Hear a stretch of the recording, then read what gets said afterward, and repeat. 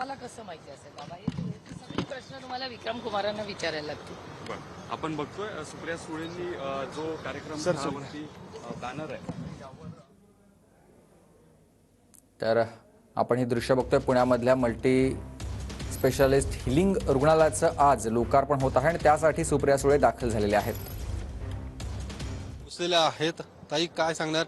या सगळ्या कार्यक्रमाच्या निमित्ताने जोरदार अशी बॅनरबाजी सुद्धा या ठिकाणी पाहायला मिळते, ज्यामध्ये तुमचं सुनेत्रा पवारांचेही बॅनर्स या ठिकाणी. हे लोकसभेच्या अनुषंगाने सगळी बॅनरबाजी आहे. ती नाही मला सांगता येणार, पण सचिन दोडके, सायली, लिंबाऊ असे आमचे अनेक सहकारी आहेत ज्यांनी खूप प्रयत्न करून हे हॉस्पिटल व्हावं याचा प्रयत्न केलेला आहे.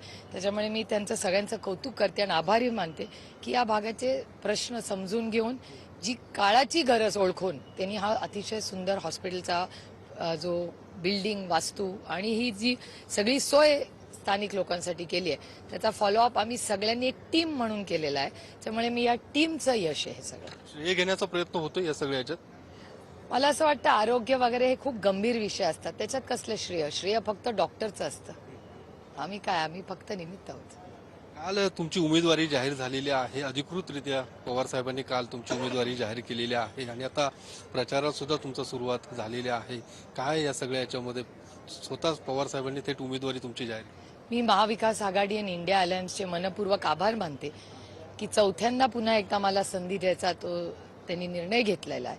त्याबद्दल मी अतिशय प्रांजळपणे इंडिया अलायन्स आणि महाराष्ट्रातल्या आणि बारामती लोकसभा मतदारसंघाच्या प्रत्येक मतदाराचे अतिशय प्रांजळपणे मनपूर्वक आभार मानते. तुमची उमेदवारी जाहीर झाली, मात्र अजूनपर्यंत इतर जागांच्या संदर्भातलं तिढा सुटताना पाहायला मिळत नाहीये.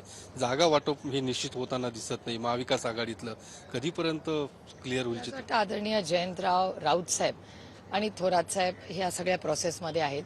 मुंबईची तुमची जी टीम असेल ती त्यांच्या कॉन्टॅक्टमध्ये आहे, तर त्यांच्याकडून जास्त सविस्तर कळेल तुम्हाला.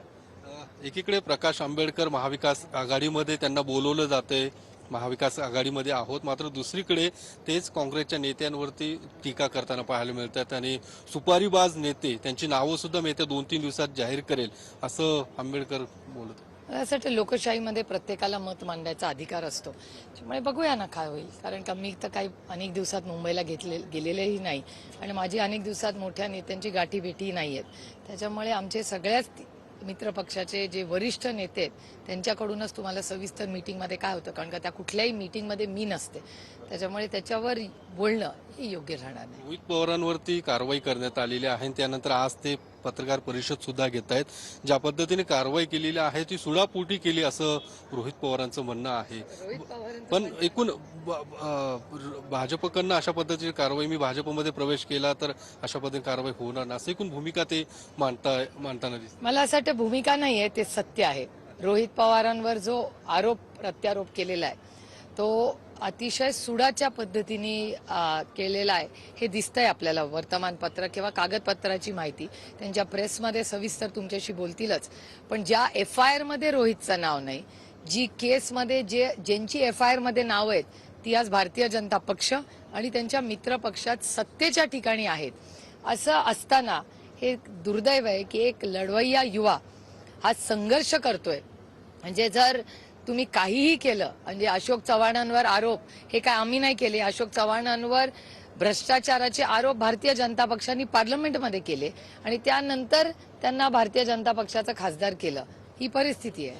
शेवटचा प्रश्न आहे, काल देवेंद्र फडणवीस पुणे दौऱ्यावरती होते, त्यांचं म्हणणं होतं की 10 वर्षात जे दिसलं तो ट्रेलर होता, पुढच्या 5 वर्षात पिक्चर दिसेल.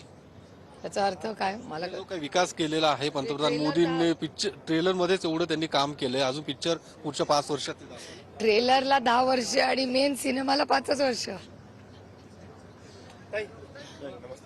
तर सुप्रियाताई सुळे होत्या त्या या सगळ्या याच्यावरती त्यांनी भूमिका मांडलेली आहे आणि लोकशाही आहे, सर्वांना बोलायचा अधिकार आहे असंही त्यांनी प्रकाश आंबेडकरांच्या टीकेला प्रत्युत्तर देताना म्हटलेलं आहे. कॅमेरामन अभिजित पिसेसह योगेश बोरसे, TV9 मराठी, पुणे.